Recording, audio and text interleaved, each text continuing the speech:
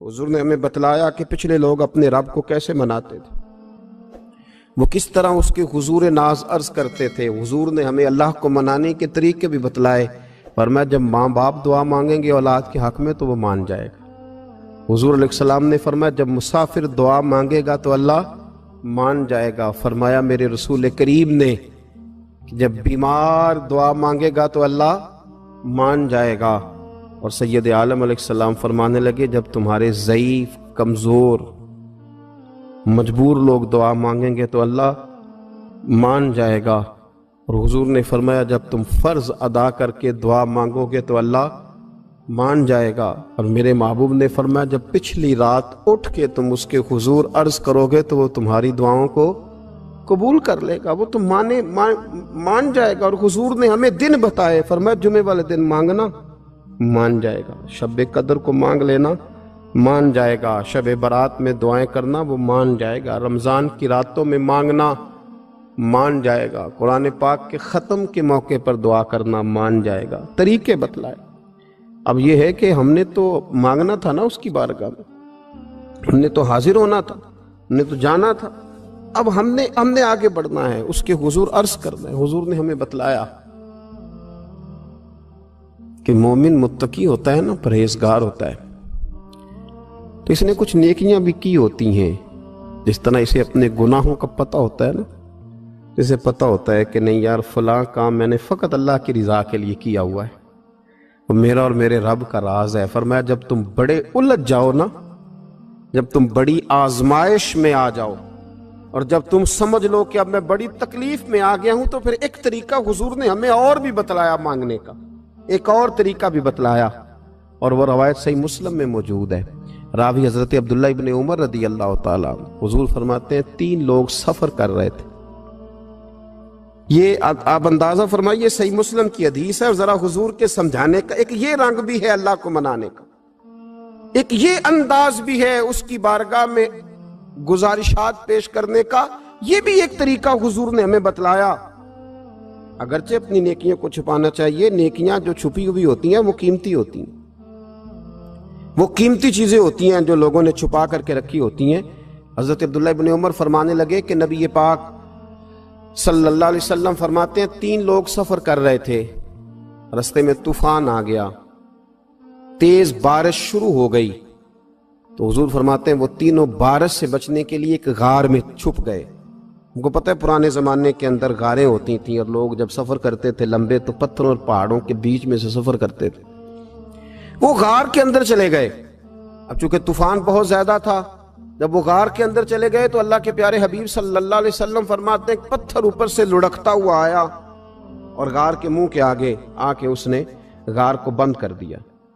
अब इतना तेज और इस मजबूती के साथ वो पत्थर लगा और इतना सही फिट हुआ कि अंदर रोशनी आनी भी खत्म हो गई। अब 3 लोग हैं। थोड़ी देर तो वो परेशान रहे कि शायद अब कभी बच नहीं सकेंगे, शायद चारों जानिब अंधेरा ही है और अंधेरा ही रहेगा, शायद यहां से निकलने के लिए अब हमें कोई रास्ता मुयस्सर नहीं आएगा। वो पहले तो परेशान हुए, फिर कहने लगे यार इस तरह करो, जरा गौर कीजिएगा मेरी बात पे।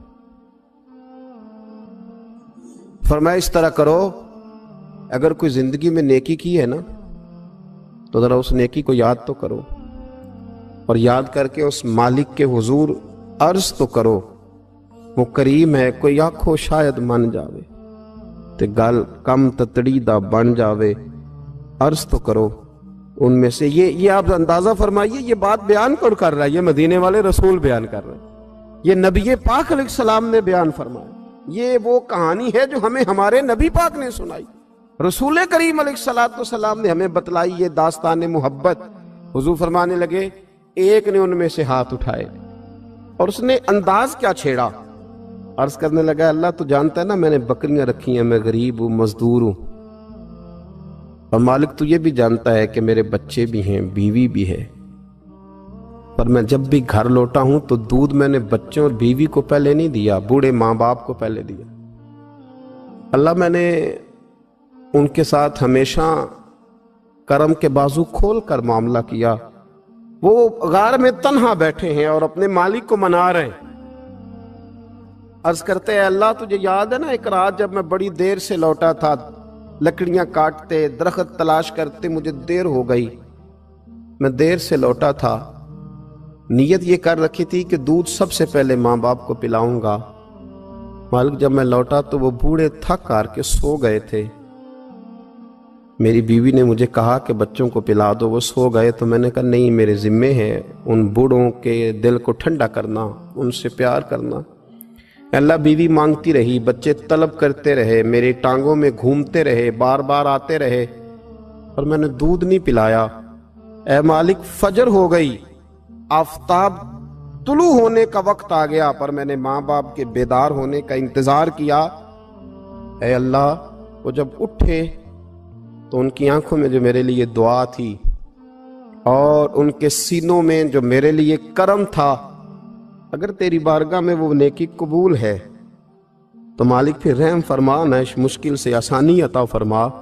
سنو سنو، رسول کریم صلی اللہ علیہ وسلم فرماتے ہیں کہ اس بندے کی دعا مکمل ہوئی تو پتھر تھوڑا سا سرک گیا، اور اتنا سرکا کہ آسمان نظر آنے لگا۔ جس نے ماں باپ کو منایا ہے، ان سے پیار کیا ہے، پھر یہی بات وسیلہ بن جائے گی رب کے ماننے کا، پھر یہ وسیلہ بنے گی، اللہ اس سے مان جائے گا۔ پھر رسول کریم صلی اللہ علیہ وسلم فرمانے لگے، دوسرا بولا اور عرض کرنے لگا کہ اے اللہ تو جانتا ہے مجھے اپنے چچا کی بیٹی بھانے لگی تھی، میں اس کی طرف رغبت کرنے لگا تھا، اور میں نے جب اس سے جا کے ارادہ کیا کہ میں تیرا طالب ہوں، تو اس نے مجھے کہا کہ پہلے 100 دینار لاؤ بانا، تو اللہ میں نے مشقت کر کے 100 دینار جمع کیے، اور جب میں پوری طرح اس پر حاوی ہو گیا، وہ میرے قبضے میں آ گئی اور گناہ کا میں نے ارادہ کر لیا، تو اس عورت کے منہ سے ایک جملہ نکلا کہ اللہ سے ڈر، اے مالک وہ میرے قبضے میں تھی، اے اللہ میں گناہ پر قادر تھا، میں چاہتا تو گناہ کر لیتا، لیکن جب اس نے تیرا نام لے کے کہا نا کہ اللہ سے ڈر، اللہ میں ڈر گیا، میں اسے چھوڑ کے آ گیا۔ اگر تجھے یہ بات پسند ہے تو پھر نکال دینا اس مشکل سے، پھر کر دینا کرم۔ اللہ میری بھی تو چڑھتی جوانی تھی نا، میں بھی تو سب کچھ کر سکتا تھا، پر تیرے لیے، تیری خاطر میں لذت گناہ سے باز رہا، تو اللہ تو رحمت فرما دے۔ حضور فرماتے ہیں اس کی دعا مکمل ہوئی تھی کہ پتھر تھوڑا اور سرک گیا۔ پھر تیسرا بولا اور اس نے بول کے کہا، اے اللہ ایک مزدور کو، ایک دیہڑی دار کو، ایک غریب کو میں نے کام پہ رکھا ہوا تھا، یہ تیرا اور میرا راز ہے اللہ۔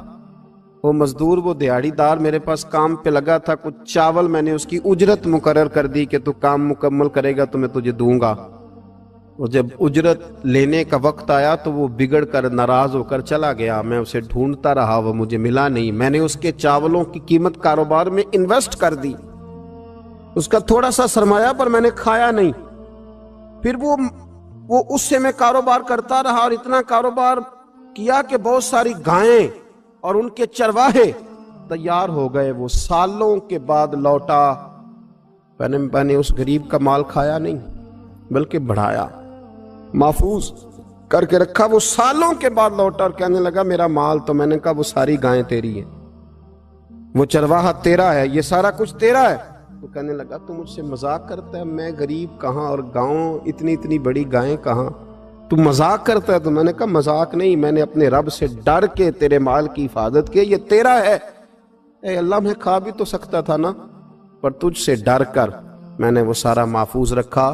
اللہ اگر تجھے میری یہ ادا پسند ہے تو پھر آج مان جانا، آج راضی ہو جا۔